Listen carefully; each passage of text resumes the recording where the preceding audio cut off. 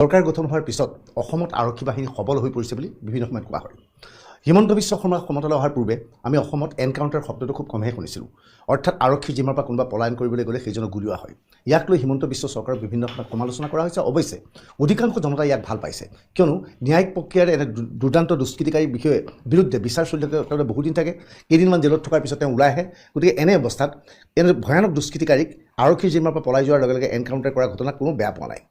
এয়া হৈছে অসম আৰক্ষীৰ বীৰত্বৰ কাহিনী। আজিকালি অসম আৰক্ষীক অশুভ শক্তিয়ে দুষ্ট চক্ৰই ভয় কৰে। অসম আৰক্ষীৰ জিম্মাত থাকিবলৈ ভয় কৰে, কিয়নো জিম্মাত থাকিলে জিম্মাৰ পৰা আজিকালি অপৰাধীবোৰ পলাবলৈ চেষ্টা কৰে, আৰু অপৰাধীবোৰ পলাবলৈ চেষ্টা কৰিলেই অসম আৰক্ষীয়ে ভৰিত গুলি মাৰি দিয়ে। গুৱাহাটীত নতুনকৈ আৰক্ষী সঞ্চালক প্ৰধানৰ দায়িত্ব লৈছে পাৰ্থ সাৰথী মহোদয়। পাৰ্থ সাৰথী মহোদয়ে দায়িত্ব গ্ৰহণ কৰাৰ পিছত গুৱাহাটী মহানগৰীত 56টা গোচৰত অভিযুক্ত এজন অপৰাধীক আজি এনকাউণ্টাৰ ঘটনা সংঘটিত হয়। মহানগৰ আৰক্ষীৰ বীৰত্বৰ কাহিনী এয়া। মহানগৰ আৰক্ষীয়ে সংকালত কি কৈছিল এবাৰ শুনি লওঁ। মানে জয়দেৱ মজুমদাৰ ই 55ৰ পৰা 60 স্নেচিং কেছত আছে, মোবাইল, চেইন, বেগছ এইবিলাক। তো আজি সি আমাক অলৰেডি এপ্ৰিহেণ্ডেড আমাৰ কেছ এটাত, পল্টন বজাৰ পিএছ কেছ, আৰু সি আজি আমাক চুৰি বস্তু দেখাবলৈ লৈ গৈছিলে গড়চুকৰ সেইটো ঠাইত। আৰু তাৰপিছত সি বমি কৰা লগা, পেচাব লগা নিচিনা ক'লে। তো আমি অলপ ৰখাই তাক ছাইডত নিওঁতে আমাৰ এছআইজনৰ পিষ্টলটো কাঢ়ি সি আমাক ফায়াৰ কৰিব লৈছিলে। তো তেতিয়া আমি চেল্ফ ডিফেন্সৰ কাৰণে ফায়াৰ কৰিবলগীয়া হ'ল। তো তাৰ এটা এমিউনিশ্যন ভৰিত লাগিছে। এতিয়া ইয়াত আছে আণ্ডাৰ ট্ৰিটমেণ্ট। আগত তাৰ অলমষ্ট 55-60 স্নেচিঙত জড়িত সি। তো ৰেজিষ্টাৰ কেছটো এতিয়া কিমান আছে এইটো পিছতহে ওলাব। আৰু 5জন আৰু এৰেষ্ট হৈছে ইতিমধ্যে, 5জন বাছপৰ আৰু কোনোবা না টোটেল 5জন। বাকী কেইজনক লগত লৈ যোৱা হৈছিল নেকি আজি? বাকী আজি লগত নিয়া নাই, আজি অকল জয়দেৱ গৈছিলে। তাৰ ফজৰ ইনফৰমেশ্যন আছিলে। তেওঁ যি চুৰি কৰিছিল গোটেই সামগ্ৰী কৰবাত টেম্পত বিক্ৰী কৰা তেনেকুৱা অভিযোগ, সেইটো ইনভেষ্টিগেশ্যন চলি আছে এতিয়া। সেইটো পিছত গম পাব। আৰক্ষী বিষয়া আপোনালোকৰ সহকৰ্মী কোনোবা আঘাতপ্ৰাপ্ত হৈছে নেকি এনেকুৱা? আমাৰ সাব ইন্সপেক্টৰজনৰ হাতত দুখ পালে, যেতিয়া পিষ্টলটো কাঢ়িব লৈছিলে তেওঁ দুখ পালে। সেইটো পিছত ইনভেষ্টিগেশ্যন চলি আছে, পিছত ওলাব। এক্সাক্ট জাগাটো কোনটো জাগাত হৈছে আজি? এইটো আপোনাৰ পাহাৰ এটা অসম আৰক্ষীৰ বীৰত্বৰ কাহিনী দেখিলে গুৱাহাটী মহানগৰৰ মাজমজিয়াত এজন দুষ্কৃতিকাৰীক, এজন অপৰাধীক আৰক্ষী জিম্মাৰ পৰা পলাই যোৱাৰ লগে লগে আৰক্ষীয়ে ভৰিত গুৰিয়াই তেওঁক আঘাতপ্ৰাপ্ত কৰে। অসম আৰক্ষীৰ বীৰত্বৰ কাহিনী এইবাৰ আন এক আলোকচিত্ৰ আপোনালোকক দেখুৱাব বিচাৰিছোঁ, য'ত অসম আৰক্ষীৰ বীৰত্ব পুনৰ প্ৰকাশ পাইছে। এইবাৰ টেলিভিছন স্ক্ৰীণত এই যুৱকজনক মন কৰক। এই যুৱকজনৰ নাম আব্দুল মাজান। আব্দুল মাজান হৈছে ঈশান টেলিভিছন বুলি, ঈশান নিউজ বুলি যি টেলিভিছন সন্থা আছে, পৰ্টেলটো আছে, সেই পৰ্টেলটোৰ বিশ্বনাথৰ সাংবাদিক আব্দুল মাজান। আব্দুল মাজানক কালি আৰক্ষীয়ে গ্ৰেপ্তাৰ কৰিছে, বিশ্বনাথৰ আৰক্ষীয়ে গ্ৰেপ্তাৰ কৰিছে। চতিয়া আৰক্ষী থানাত এটা গোচৰ ৰুজু হৈছিল। গ্ৰেপ্তাৰ কৰাৰ পিছত নিশা সোধপোছ কৰাৰ অন্তত পুৱা তেওঁক পোনে পোনে জেললৈ প্ৰেৰণ কৰি দিয়া হৈছে। এতিয়া আব্দুল মাজানৰ ক্ষেত্ৰত অসম আৰক্ষীয়ে বীৰত্ব দেখুৱালে। মাননীয় হিমন্ত বিশ্ব শৰ্মা ডাঙৰীয়া, মাননীয় জি পি সিং ডাঙৰীয়া, আপোনালোকৰ সেৱা লৈছোঁ। আপোনালোকৰ সাহস দেখি ভাল লাগিছে যে যি কাম সৰ্বানন্দ সোণোৱালে কৰিব নোৱাৰিছিল সেই কাম হিমন্ত বিশ্ব শৰ্মা চৰকাৰে কৰি দিলে। সাংবাদিকৰ ওপৰত নিৰ্যাতন অসমত নতুন ঘটনা নহয়। হিতেশ্বৰ শইকীয়াৰ আমোলত পৰাগ দাস, অজিত কুমাৰ ভূঞা, কনক সেন ডেকাকে ধৰি এই অতনু ভূঞাও টাটা আইনৰ বলি হৈ জেলত যাবলগীয়া হৈছিল। প্ৰফুল্ল কুমাৰ মহন্তৰ আমোলতো এইদৰে সাংবাদিকৰ ওপৰত বিভিন্ন নিৰ্যাতন চলিছিল। আমাকো বিশেষ অধিকাৰ ভংগৰ অভিযোগত মহন্ত চৰকাৰে এদিনৰ বাবে জেললৈ প্ৰেৰণ কৰিছিল। কিন্তু তৰুণ গগৈ নেতৃত্বত চৰকাৰখন অহাৰ পিছত সাংবাদিকৰ ক্ষেত্ৰত কিছু শিথিলতা অৱলম্বন কৰে, আৰু সৰ্বানন্দ সোণোৱালৰ দিনত অসমত সাংবাদিকে সম্পূৰ্ণ নিৰাপত্তা উপভোগ কৰে। কিন্তু এতিয়া হিমন্ত বিশ্ব শৰ্মাৰ নেতৃত্বাধীন চৰকাৰখন অহাৰ পিছতেই সাংবাদিকৰ ওপৰত নিৰ্যাতন চলাৰ গুৰুতৰ অভিযোগ উত্থাপন হৈছে। কেতিয়াবা মুখ্যমন্ত্ৰীয়ে সংবাদমেলতে সাংবাদিকক গালি দিয়ে, নিৰ্দিষ্ট টেলিভিছন চেনেল, নিৰ্দিষ্ট বাতৰি কাকতৰ নাম লৈ গালি পাৰে, কিন্তু কোনো সাংবাদিকে ইয়াৰ প্ৰতিবাদ নকৰে। তেনে অৱস্থাত চতিয়াৰ আৰক্ষী থানাই এই আব্দুল মাজান বুলি যুৱকজনক গ্ৰেপ্তাৰ কৰাটো একো ডাঙৰ ঘটনা নহয়। এতিয়া সমগ্ৰ কাহিনী জানি লওক। আব্দুল মাজান ঈশান নিউজৰ সাংবাদিক। এতিয়া ঈশান নিউজ আৰু আব্দুল মাজানৰ গ্ৰেপ্তাৰৰ মাজত কি সম্পৰ্ক আছে সেই বিষয়ে জানি লওক। সেই বিষয়ে জানিবলৈ হ'লে বিজেপিৰ দুজন নেতাৰ কথা জানিব লাগিব। এজন হৈছে পদ্ম হাজৰিকা, আনজন হৈছে সিদ্ধাৰ্থ ভট্টাচাৰ্য। সিদ্ধাৰ্থ ভট্টাচাৰ্য এটা সময়ত ৰাজ্যিক বিজেপিৰ সভাপতি আছিল, আৰু সিদ্ধাৰ্থ ভট্টাচাৰ্য যেতিয়া ৰাজ্যিক বিজেপিৰ সভাপতি আছিল সেই সময়তেই পদ্ম হাজৰিকাই বিজেপিত যোগদান কৰিছিল। অৰ্থাৎ পদ্ম হাজৰিকা আৰু সিদ্ধাৰ্থ ভট্টাচাৰ্যৰ মাজত এটা সম্পৰ্ক আছে। দুইজন বিজেপিৰ নেতা। আৰু এটা সময়ত সৰ্বানন্দ সোণোৱাল যেতিয়া মুখ্যমন্ত্ৰী আছিল সেই সময়ত সিদ্ধাৰ্থ ভট্টাচাৰ্যই শিক্ষামন্ত্ৰীৰ দৰে গুৰুত্বপূৰ্ণ দায়িত্ব লৈছিল। সেইখিনিতেই সিদ্ধাৰ্থ ভট্টাচাৰ্যই তেওঁ পৰিয়ালৰ নামত বা পৰিয়ালে এটা নতুন পৰ্টেল উলিয়াই, যাৰ নাম হ'ল ঈশান নিউজ। ঈশান নিউজে বিভিন্ন সময়ত বাতৰি পৰিৱেশন কৰি আছিল। এইবাৰ এই ঈশান নিউজতেই এটা বাতৰি পৰিৱেশন কৰে এই বিশ্বনাথত গ্ৰেপ্তাৰ হোৱা আব্দুল মাজান বুলি ৰিপৰ্টাৰজনে। এই আশংকা কৰিছে পদ্ম হাজৰিকাৰ পৰিয়ালে। তেনেহ'লে পদ্ম হাজৰিকাৰ পৰিয়ালৰ লগত এই ঘটনা কেনেকৈ জড়িত সেই বিষয়ে কিছু ব্যাখ্যা আগবঢ়াবৰ পূৰ্বে দুদিনৰ পূৰ্বে নাগশংকৰত, চতিয়াৰ নাগশংকৰত সংঘটিত এটা দুৰ্ঘটনাৰ দৃশ্য আমি আপোনালোকক দেখুৱাব বিচাৰিছোঁ। স্ক্ৰীণত এই গাড়ীখন যে দেখিছে, এই গাড়ীখন আচলতে পদ্ম হাজৰিকাৰ পত্নীৰ নামত ৰেজিষ্টাৰ কৰা আছে। এই গাড়ীখন এস্কৰ্ট পাৰ্টিৰ লগত আহিছিল বুলি কোৱা হৈছে, আৰু এওঁলোকে এজন মটৰচাইকেলৰ আৰোহীক খুন্দিয়াই লগে লগে দৈমাৰী উপাধিত সেই মটৰচাইকেলৰ চলোৱা ব্যক্তিজনৰ লগে লগে মৃত্যু হয়। আৰু ইয়াৰ পিছতেই আৰক্ষীয়ে এটা গোচৰ ৰুজু কৰে আৰু গাড়ী চালকজনক গ্ৰেপ্তাৰ কৰে। কিন্তু এইখিনি সময়তেই সেই অঞ্চলটোৰ একাংশ লোকে এনেধৰণৰ এটা খবৰ উলিয়াইছিল যে গাড়ীখন প্ৰকৃততে চলাই আহিছিল পদ্ম হাজৰিকাৰ 25 বছৰীয়া পুত্ৰ নীৰজ হাজৰিকাই, আৰু গাড়ীখন তেওঁ অকলে চলাইছিল আৰু নীৰজে দুৰ্ঘটনাটো সংঘটিত কৰে। দুৰ্ঘটনাটো সংঘটিত কৰাৰ পিছত এইটো আমি কোৱা নাই, স্থানীয় একাংশ লোকে কৈছে বুলি একাংশ সংবাদ মাধ্যমত বাতৰি পৰিৱেশন হৈছিল। লগে লগে পদ্ম হাজৰিকাৰ এস্কৰ্ট বাহনখন আহে, আৰু এস্কৰ্ট বাহনখন অহাৰ পৰা এস্কৰ্ট বাহনখনৰ পৰা ড্ৰাইভাৰজন নামি যায়, আৰু পদ্ম হাজৰিকাৰ পুত্ৰই এস্কৰ্টত উঠি ঘটনাস্থলীৰ পৰা ওলাই যায়, আৰু সমগ্ৰ দুৰ্ঘটনাৰ দায়িত্ব লয় পদ্ম হাজৰিকাৰ গাড়ী চালকজনে। এই ধৰণৰ এটা গুজব উক্ত অঞ্চলটোত ওলাইছিল। এই সংক্ৰান্তত আমি বাতৰি পৰিৱেশন কৰাৰ প্ৰাক মুহূৰ্তত বিভিন্ন প্ৰত্যক্ষদৰ্শী বা বক্তব্য ল'বলৈ চেষ্টা চলাইছিলোঁ, কিন্তু কোনো প্ৰত্যক্ষদৰ্শীয়ে কোৱা নাছিল যে আমি পদ্ম হাজৰিকাৰ পুত্ৰক দেখিছিলোঁ। অৱশ্যে এজন প্ৰত্যক্ষদৰ্শীয়ে কৈছিল, শুনামতে শব্দটো তেওঁ ব্যৱহাৰ কৰিছিল, মই কৈছোঁ ঈশান নিউজে কি বাতৰি পৰিৱেশন কৰিছিল সেই বাতৰিটোৰ কথাটো আছে যে শুনামতে যে গাড়ীখনত এজন মানুহ আছিল, দুৰ্ঘটনা সংঘটিত কৰি এখন পুলিচৰ গাড়ীত তেওঁ পলায়ন কৰে, আৰু সেইজন পদ্ম হাজৰিকাৰ পুত্ৰ বুলি কোৱা হৈছিল, শুনামতে বুলি শব্দটো ব্যৱহাৰ কৰিছিল। ইয়াৰ পিছতেই কি হ'ল যে ঈশান নিউজৰ সাংবাদিক আব্দুল মাজানক পুনৰ মই দেখুৱাব বিচাৰিছোঁ। এই যে আব্দুল মাজান দেখিছে, আব্দুল মাজানে ইয়াৰ পিছতেই বাতৰিটো পৰিৱেশন কৰা হয়। ঈশান নিউজত এটা বাতৰি পৰিৱেশন হয়, য'ত বাতৰিটোত কোৱা হয় যে পদ্ম হাজৰিকাৰ পুত্ৰ আচলতে হিট এণ্ড ৰান কেছত জড়িত, এজন মানুহক হত্যা কৰি পলায়ন কৰিছে বুলি ঈশান নিউজে বাতৰি এটা পৰিৱেশন কৰে। অৰ্থাৎ সিদ্ধাৰ্থ ভট্টাচাৰ্যৰ পৰিয়ালৰ টেলিভিছন পৰ্টেলত বিধায়ক পদ্ম হাজৰিকাৰ পুত্ৰৰ বিৰুদ্ধে বাতৰি পৰিৱেশন হয়, আৰু লগে লগে পদ্ম হাজৰিকাৰ পুত্ৰই সন্দেহ প্ৰকাশ কৰে যে এই বাতৰিটো ঈশান নিউজৰ বিশ্বনাথৰ সাংবাদিকজনে প্ৰেৰণ কৰিছে। এই সাংবাদিকজনৰ নাম আব্দুল মাজান। ইয়াৰ পিছতেই পদ্ম হাজৰিকাৰ পুত্ৰই এটা চতিয়া আৰক্ষী থানাত এটা গোচৰ ৰুজু কৰে। গোচৰ ৰুজু কৰাৰ লগে ঠিক আছিল। এই গোচৰটোৰ বিষয়ে আমি পৰৱৰ্তী সময়ত বিতংভাৱে কথা পাতিম, আৰু এই গোচৰৰ বাবে হিমন্ত বিশ্ব শৰ্মাক আমি যে সমালোচনা কৰাটো অতিকৈ প্ৰয়োজনীয় হ'ব, GP সিঙক সমালোচনা কৰা যে অতিকৈ প্ৰয়োজনীয় হ'ব, সেই বিষয়ে আপোনালোকক ব্যাখ্যা আগবঢ়াম। কিন্তু সেই গোচৰটোৰ পিছতেই আব্দুল মাজানক চতিয়া আৰক্ষীয়ে গ্ৰেপ্তাৰ কৰে, নিশাটো লকাপত থৈ দিয়ে, আৰু পিছৰ দিনাই তেওঁক জেললৈ প্ৰেৰণ কৰি দিয়া হয়। এই ঘটনাৰ পিছত আজি শিৱসাগৰৰ বিধায়ক, ৰাইজৰ দলৰ বিধায়ক অখিল গগৈয়ে ফেচবুকত এটা পোষ্ট দিয়ে। অখিল গগৈৰ ফেচবুক পোষ্টটো মন কৰক। অখিল গগৈয়ে আজি ফেচবুক পোষ্টত এই ঘটনাক সমালোচনা কৰিছে যে সাংবাদিকৰ স্বাধীনতা খৰ্ব কৰা হৈছে বুলি অখিল গগৈয়ে অভিযোগ উত্থাপন কৰে, আৰু পদ্ম হাজৰিকাৰ পুত্ৰ এই ঘটনাৰ সৈতে জড়িত আছিল বুলি বাতৰিটোৰ বিষয়ে অখিল গগৈয়ে কয়। কিন্তু যি কি নহওক, এই সমগ্ৰ অখিল গগৈৰ বক্তব্যৰ লগে লগে নতুন বিতৰ্কৰ সূচনা হয় যে সঁচাকৈ পদ্ম হাজৰিকাৰ পুত্ৰ এই দুৰ্ঘটনাৰ সৈতে জড়িত আছিল নেকি, নে আচলতে মানুহে মিছা কথা কৈছিল। আচলতে স্কৰ্পিঅ' গাড়ীখন পদ্ম হাজৰিকাৰ পুত্ৰৰ পৰিৱৰ্তে গাড়ী চালকজনে চলাই দুৰ্ঘটনা সংঘটিত কৰিছিল নেকি, ৰাজনৈতিকভাৱে পদ্ম হাজৰিকাক বিপদত পেলাবলৈ কোনো শক্তি এনে অপপ্ৰচাৰ চলাইছে নেকি, এনেধৰণৰ বিভিন্ন খবৰ ওলাইছে। কিন্তু এইখিনিতে চবতছে ডাঙৰ কথাটো কৈছোঁ, মই আব্দুল মাজানক পুনৰ দেখুৱাই ল'ব বিচাৰিছোঁ। আব্দুল মাজানক পুনৰ আপোনালোকে চাই লওক। আব্দুল মাজানৰ কিছু কাহিনী ক'ব বিচাৰিছোঁ। এতিয়া আব্দুল মাজানৰ বিৰুদ্ধে যিবোৰ গোচৰ পদ্ম হাজৰিকাৰ পুত্ৰৰ যিকেইটা গোচৰ এখন এজাহাৰ দাখিল কৰিছিল, পদ্ম হাজৰিকাৰ পুত্ৰৰ বয়স মাত্ৰ 25 বছৰ, নীৰজ হাজৰিকাই এটা গোচৰ ৰুজু কৰিছিল। সেই গোচৰটোত এই সাংবাদিকজনে তেওঁ মিছা নিউজ বাতৰি পৰিৱেশন কৰিছে বুলি কৈছিল, আৰু তেওঁ সন্মান লাঘৱ হৈছে বুলি কোৱা হৈছিল। এইখিনিলৈকে ঠিকে আছিল, কিন্তু ৰহস্যজনকভাৱে চতিয়াৰ আৰক্ষীয়ে ইয়াৰ ওপৰত কেইবাটাও গোচৰ জাপি দিয়ে, এনেধৰণৰ নন বেলেবল ৱাৰেণ্ট উলিয়াই, আৰু লগে লগে আব্দুল মাজানক আটক কৰি গ্ৰেপ্তাৰ কৰি জেললৈ প্ৰেৰণ কৰে। ইয়াৰ পিছত আজি বিশ্বনাথত এক প্ৰতিবাদৰ ঘটনা সংঘটিত হৈছে। বিশ্বনাথত প্ৰতিবাদ সাব্যস্ত কৰে বিশ্বনাথ জিলাৰ সাংবাদিকসকলে এই প্ৰতিবাদত তেওঁলোকে ধৰ্ণা দিয়ে আৰু ন্যায় বিচাৰে। সেই অঞ্চলৰ জনপ্ৰতিনিধিয়ে হওক, কিন্তু আমাক ভাবুক প্ৰদান কৰা আমাৰ নিজ মোৰ ফোন ৰেকৰ্ডো আছে। কথাটো হ'ল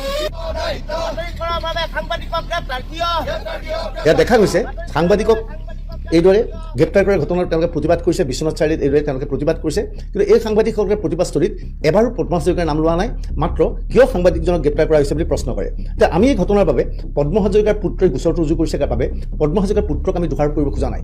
আমি দোষাৰোপ কৰিব বিচাৰিছোঁ আৰক্ষী বাহিনীক যে এই গোচৰটোত নন বেলেবল কেছসমূহ কেনেকৈ লগাই দিয়া হ'ল। যিকিনক এই বিষয়ে বিতং বিশ্লেষণ কৰি তাৰ আগতে বিশ্বনাথৰ এজন সাংবাদিকে সমগ্ৰ ঘটনা প্ৰসংগত কি অভিযোগ উত্থাপন কৰিছিল সেয়া শুনাই দিব বিচাৰিছোঁ।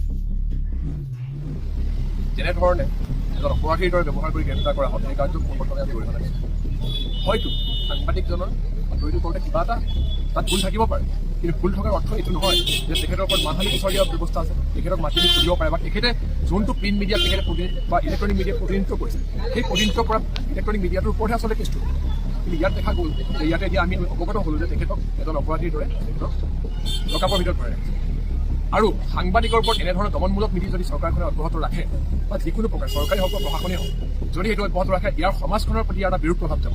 কাৰণ সমাজত ঘটি থকা বিভিন্ন দুৰ্নীতি, অন্যায় অবিচাৰৰ বিৰুদ্ধে বিষয়ে সাংবাদিকসকলে ৰাইজক অৱগত কৰে, সাংবাদিকসকলে পোনপথৰে প্ৰতিবাদ কৰে, ইয়াক কয় যে গণতন্ত্ৰ চতুষ্ঠ।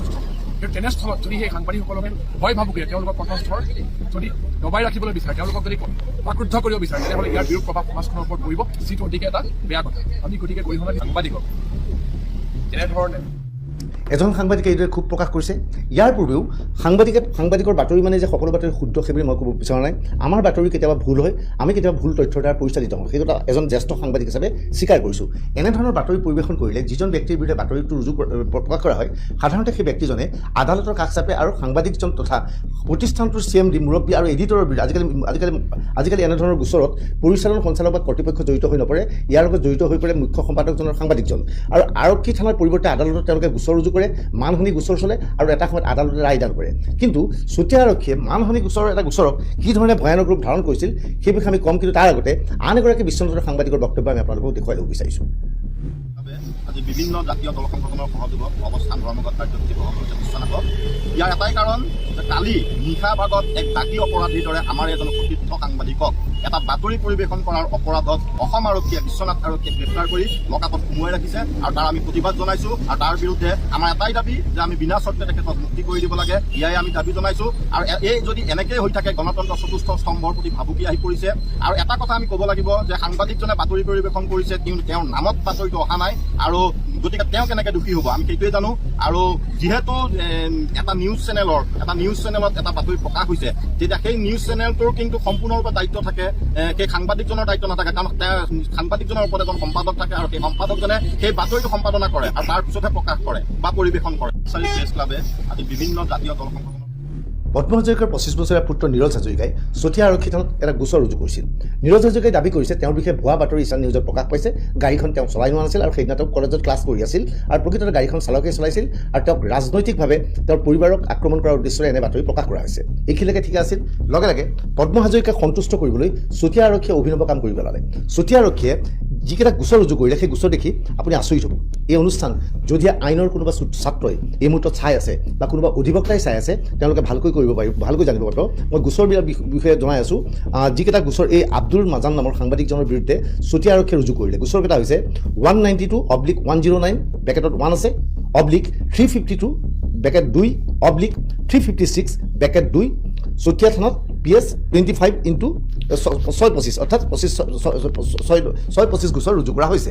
এতিয়া এই গোচৰকেইটাক লৈ পেলাই এটা ভিন্ন ধৰণৰ প্ৰশ্ন উত্থাপন হৈছে যে এনেধৰণৰ ভয়ানক গোচৰ ৰুজু কৰাৰ প্ৰয়োজন আছিল নেকি? তেনেহ'লে প্ৰথমতে গোচৰকেইটাৰ কাহিনী কিছু তথ্য আগবঢ়াইছোঁ। প্ৰথমে জনাইছোঁ আপোনালোকক ছেকশ্যন 356 কোৱা হৈছে যে কোনো ধৰণৰ বাতৰি পৰিৱেশনৰ কথা কৈছে যে কোনো ধৰণৰ এনেকৈ ডিফমেচৰী বাতৰি বা কাৰোবাৰ মানহানিকৰ বাতৰি হ'লে তেওঁৰ বিৰুদ্ধে ব্যৱস্থা গ্ৰহণ কৰাৰ অধিকাৰ সম্পূৰ্ণৰূপে আছে।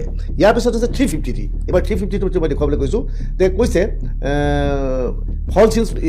ফলছ ইনফৰমেশ্যন, ৰিউমাৰ আৰু ৰিপৰ্ট ইনক্লুডিং ইলেক্ট্ৰনিক মিনছ, যদি এনেধৰণৰ বেয়া বাতৰি প্ৰকাশ কৰা হয় তেনেহ'লে তেওঁৰ বিৰুদ্ধে গোচৰ ৰুজু কৰিব পৰা যাব।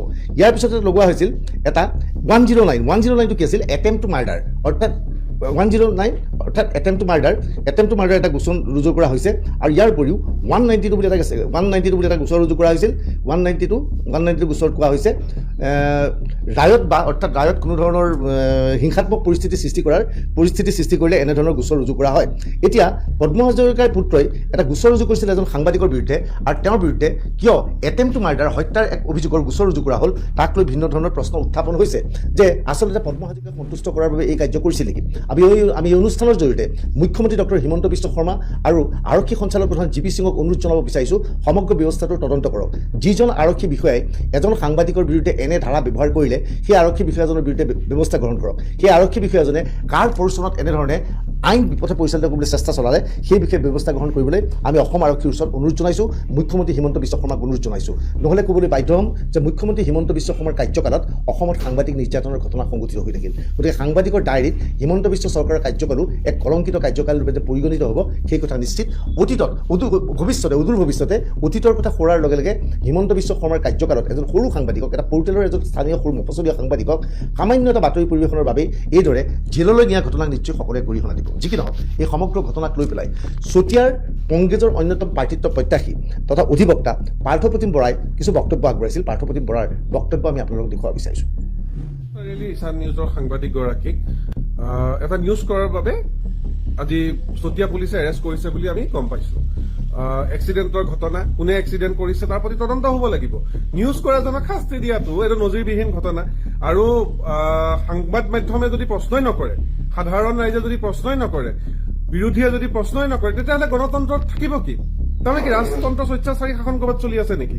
মই মুখ্যমন্ত্ৰী মহোদয়ক সুধিব খুজিছো কি এনেধৰণে নদুৱাৰ সমষ্টিত বাৰে প্ৰতি আগতে সাংবাদিকৰ ওপৰত আক্ৰমণৰ ঘটনা কথা পোহৰলৈ আহিছিলে, তেওঁ কেছ দিছিলে সাংবাদিকগৰাকীয়ে। এইবাৰ সাংবাদিকগৰাকীক এটা নিউজ কৰাৰ কাৰণে প্ৰশ্ন সোধাৰ কাৰণে তেওঁক এৰেষ্ট কৰি লৈ অহা হৈছে।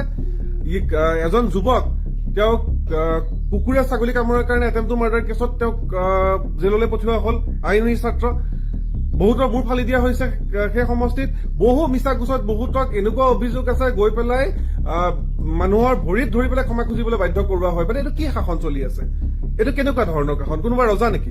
কোনোবা ৰজা মহাৰজা ইয়াতে আছে নেকি যাৰ কাৰণে কোনো আইন নাই, তেওঁ যি ইচ্ছা কৰিব তেওঁকে কৰিব? এইটো হ'ব নোৱাৰে। গণতন্ত্ৰতটো ৰাইজেহে ৰজা।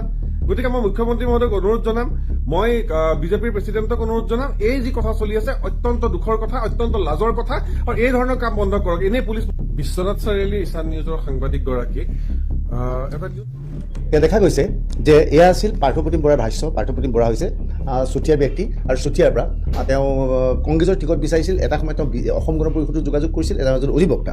এতিয়া সমগ্ৰ ঘটনা সংক্ৰান্তত বিধায়ক পদ্ম হাজৰিকাৰ পুত্ৰ নীৰজ হাজৰিকাই নিজৰ স্থিতি স্পষ্ট কৰিছে। নীৰজে আজি পুৱা ফেচবুক লাইভ যোগে যে সমগ্ৰ ঘটনাৰ ব্যাখ্যা আগবঢ়াই যে সাংবাদিকজনে ভুল বাতৰি পৰিৱেশন কৰিছিল আৰু সাংবাদিকজনৰ বিৰুদ্ধে যে তেওঁ এটা ডিফৰ্মেশ্যন কেছ বা মানহানি গোচৰ তৰিবলৈ গৈছিল সেই বিষয়ে বক্তব্য আগবঢ়াইছিল এইদৰে। এই সময়ছোৱাত অসমৰ, মই নাম নলওঁ, কেইটামান ৱেব পৰ্টেলে এক বাতৰি পৰিৱেশন কৰিছে। যোৱাকালি অৰ্থাৎ 19 জানুৱাৰী তাৰিখে মোৰ দেউতাৰ নিৰাপত্তাত ন্যস্ত হৈ থকা এখন চৰকাৰী গাড়ী গৈ আছিল। মানে মোৰ দেউতা যিহেতু মিটিঙলৈ যাবলৈ ওলাইছিল পুৱা প্ৰায় 11 মান বজাত, গৈ থাকোঁতে দুৰ্ভাগ্যবশতঃ ৰাস্তাত এক্সিডেণ্ট হ'ল। আৰু এক্সিডেণ্টটো কোনো জানি শুনি নকৰে, ৰাস্তাত এক্সিডেণ্ট হ'ল আৰু এজন মানুহ, চেঙামাৰীৰ মানুহ এজন মৃত্যুমুখত পৰিলে।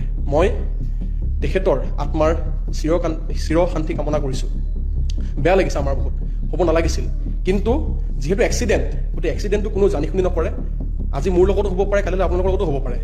গতিকে এক্সিডেণ্ট হ'ল আৰু তাৰ পাছতে যিহেতু তাত ৰাইজো আছিলে, নাহংকৰ চেণ্টাৰৰ মাজমজিয়াত চতিয়া আৰক্ষী থানাৰ আৰক্ষী বিষয়া আহিল আৰু আমাৰ যোনজন ড্ৰাইভাৰক লৈ যায় আৰু গাড়ীও কেৰেং দি পেলাই টানি লৈ যোৱা হ'ল। কথা গ'ল, মৃত ব্যক্তিজনৰ ঘৰত যিহেতু আমাৰ দায়িত্ব আছে, মোৰ দেউতা শ্ৰীযুত পদ্ম হাজৰিকাদেৱ নিজে উপস্থিত হৈ পৰিয়ালৰ লোকৰ বুজ ল'লে আৰু পৰিয়ালৰ লোকেও স্বীকাৰ কৰিছে যে এক্সিডেণ্ট কোনেও জানি শুনি নকৰে। কালি হয়তো সময় বেয়া আছিল, কপাল বেয়া আছিল, মোৰ দেউতাৰ সুৰক্ষাত ন্যস্ত হৈ থকা চিকিউৰিটিৰ গাড়ীখন, চৰকাৰী গাড়ীখন দুৰ্ঘটনাত পতিত হ'ব লগা হ'ল। গতিকে এই ক্ষেত্ৰত মই যোনজন ব্যক্তিয়ে প্ৰাণ হেৰুৱাইছে তেওঁৰ আত্মাৰ চিৰশান্তি কামনা কৰিছোঁ। কিন্তু ৰাজনৈতিক উদ্দেশ্য প্ৰণোদিতভাৱে অসমৰ ৱেব পৰ্টেল কেইটামানে, ৱেব পৰ্টেলৰ লগত জড়িত সাংবাদিক কেইজনমানে আৰু তেজপুৰৰ মানুহে জানিব যে তেজপুৰৰ, মই সংবাদ গোষ্ঠীৰ নাম নলওঁ, সাংবাদিকজনৰ নাম নলওঁ, মোৰ লাজ লাগিছে ল'বলৈ, সেইকাৰণে মই নলওঁ, যে ব্লেকমেলাৰ সাংবাদিক বুলি, তেজপুৰৰ ব্লেকমেলাৰ সাংবাদিক বুলি মানে পৰিচিত, জনাজাত, চবেই জানে। আপুনি তেজপুৰৰ মানে সৰু ব্যৱসায়ী সোধক, মজলীয়া ব্যৱসায়ী সোধক, ডাঙৰ ব্যৱসায়ী সোধক, কোনেও তেখেতৰ অত্যাচাৰৰ পৰা ৰক্ষা পৰা নাই। অকল ধন দাবী, অত্যাচাৰ, আনকি মানে আমাৰ থলুৱা মানুহো ৰক্ষা পৰা নাই। কিন্তু তেখেতে ব্লেকমেইলিঙৰ যোগেদি এজন ব্লেকমেলাৰ হৈ পেলাই মানুহক ভাবুকি দিয়ে যে নিউজ উলিয়াই দিম, পুলিচৰ লগত ভাল, এনেধৰণে ভাবুকি দি পেলাই মানুহক দবাই ৰাখিছে। কিন্তু মই যুৱ প্ৰজন্মৰ এজন প্ৰতিনিধি, মই এজন ছাত্ৰ, মই যদি আজি মনে মনে নাথাকোঁ বাৰু, আমি ইতিমধ্যে এতিয়া ডিফেমেশ্যন কেছ দিবলৈ মই ওলাইছোঁ।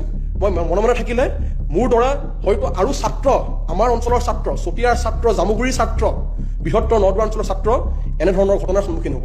গতিকে তেওঁলোকে নিউজ কৰিছে যে চতিয়াৰ বিধায়ক, নদুৱাৰৰ বিধায়ক পদ্ম হাজৰিকাৰ পুত্ৰই হিট এণ্ড ৰান কেছ, কিমান এটা সাংঘাতিক কথা, হিট এণ্ড ৰান কেছ সংঘটিত কৰি গাড়ীৰে এক্সিডেণ্ট কৰি মানুহ মহতিয়াই পলায়ন কৰিছে। এতিয়া আপোনালোকে এটা বস্তু চাওক, এইটো লিখা আছে যে তেজপুৰ ইউনিভাৰ্চিটি গেট পাছ, মোৰ ড্ৰাইভাৰৰ নাম লিখা আছে দেই, গজান হাজৰিকা। মই নিজে গাড়ীও নচলাওঁ বাৰু, গজান হাজৰিকা, কেতিয়াবা মই চলাওঁ। আৰু ইয়াত লিখা আছে যে 17 জানুৱাৰী। গতিকে 17 জানুৱাৰী তাৰিখে মই ইউনিভাৰ্চিটি গ'লোঁ, যিহেতু আমাৰ বিহুৰ বন্ধ আছিলে। বিহুৰ বন্ধত মই আহিছিলোঁ, সকলো আহে নিজৰ ঘৰলৈ। বিহুৰ বন্ধত আহি পেলাই মোৰ যিহেতু আমাৰ ইউনিভাৰ্চিটিৰ পৰা মাতিলে, আমাৰ ডিপাৰ্টমেণ্টৰ পৰা মাতিলে যে কোৰ্চ ৰেজিষ্ট্ৰেশ্যন কৰিব লাগে, নতুন ছেমিষ্টাৰ আৰম্ভ হ'ব। মই এবাৰ ফাইনেল ইয়েৰত আছোঁ MBA। গতিকে নীৰজে দাবী কৰিছে এই ঘটনাৰ দিনা তেওঁ জড়িত নাছিল, তেওঁ তেজপুৰ বিশ্ববিদ্যালয়ত আছিল আৰু এই দুৰ্ঘটনাটো তেওঁ সংঘটিত কৰা নাই।